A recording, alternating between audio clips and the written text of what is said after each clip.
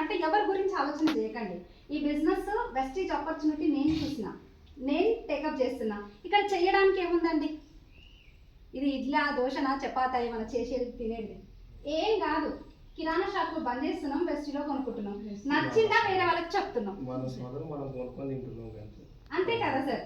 ఇక్కడ మనం మన ప్రొడక్ట్ మనం వాడుకుంటున్నాం, మనకు తెలిసిన వాళ్ళకి రిఫర్ చేసుకుంటూ పోతే, నేను ఇంతకు ముందుకు మేడం 3 లక్షలు వస్తాయి అన్నప్పుడు నేను నవ్వుకున్నా. మీరైతే సైలెంట్ నిమ్మలంగా బాగానే కూర్చున్నారు, కానీ నేను నవ్విన ఫస్ట్ నాకు వచ్చి చెప్పినప్పుడు.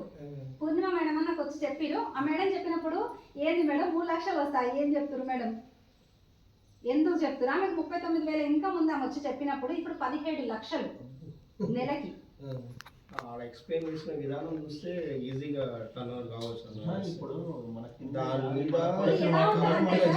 నేను చెప్తాను ఏంటంటే, మాక్సిమం పీపుల్ ఏం చేస్తారనంటే, నేను కొనడం వల్ల వీళ్ళు ఎక్కడ బాగుపడతారనే ఆలోచనతో వీళ్ళు డ్రాప్ అవుతారు, వీళ్ళ జీవితాన్ని ఆగం చేసుకుంటారు. తర్వాత ఏంటంటే, ఇప్పుడు నేను 5 సంవత్సరాల ముందు చెప్పిన అక్క, మా పక్కింటి ఆవిడకి, అక్క బాగుంది అక్క బిజినెస్ చేసుకోండి అక్క అంటే, లేదు సంధ్యానం చెయ్యి నేనేటో చేస్తాను అని చెప్పేసి వదిలేసిండు. ఆమె ప్రైవేట్ స్కూల్లో టీచరు, బీఈడీ కంప్లీట్ చేసింది, గవర్నమెంట్ జాబ్కి ట్రై చేస్తుంది. ఆమె ఇప్పటిదాకా గవర్నమెంట్ జాబ్ లేదు. ఇప్పుడు ఆమె ఇన్కమ్, ఆమె శాలరీ ఎంత అంటే అదే 10,000కి పోరాడుతుంది.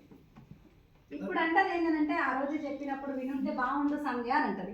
ఇప్పటికైనా మారితే బాగుండని నేను అవునా కదా, నిజమే కదా. ఇప్పటికైనా మైండ్ మార్చుకుంటే బాగుండని, ఇప్పటికైనా మార్చుకోవచ్చు కదా, ఏముంది చెప్పండి. కానీ వాళ్ళ లైఫ్ ఏంటంటే, కొంతమందికి దరిద్రం నెత్తి మీద కూర్చొని బ్రేక్ డాన్స్ చేస్తుంటే అదృష్ట లక్ష్మి ఎక్కడ వస్తుంది చెప్పండి.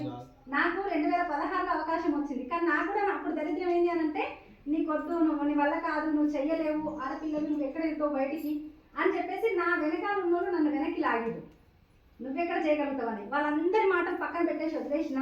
ఈ రోజు వచ్చేసరికి ఆ పక్కింటి వాళ్ళ మాటలు పట్టించుకో